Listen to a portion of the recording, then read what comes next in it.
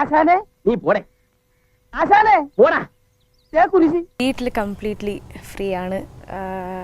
ഞങ്ങളൊക്കെ ആയിട്ട് ഭയങ്കര കോമഡിയും തമാശയും.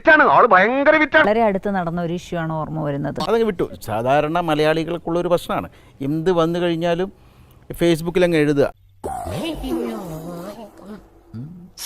എന്താ ഉറക്കം വരുന്നു. ഇത് ഏത് ലാംഗ്വേജിൽ എഴുതണം, എങ്ങനെ എഴുതണം എന്നുള്ളത് വളരെ വൃത്തികെട്ട രീതിയിലാണ് ഇതൊക്കെ എഴുതുന്നത്.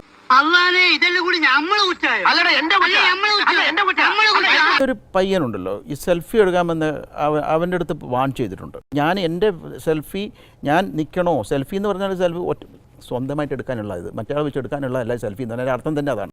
പണ്ഡിതനാണെന്ന് തോന്നുന്നു. അർത്ഥം പറഞ്ഞൊന്നും കേട്ടില്ലേ? എല്ലാവരും മനസ്സിലാക്കുക സെൽഫി എന്താണെന്ന്.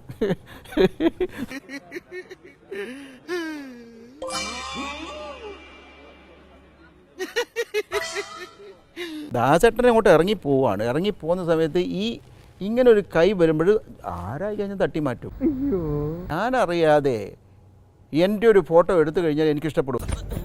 അതിനകത്തൊരു പഴമുണ്ട്, അതൊരു വായിക്കുത്തി കേട്ടോണ്ട്. ദാസേട്ടനെ പറ്റി നമ്മളൊന്ന് ആലോചിക്കേണ്ടതാ. ആരെ പറ്റിയാണ് പറയുന്നതെന്നൊന്ന് ആലോചിക്കും.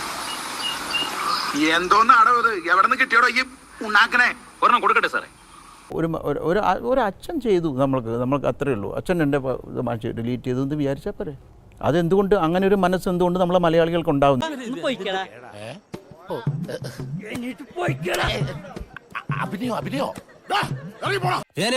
ഞാൻ പോകുന്നു. Bye bye.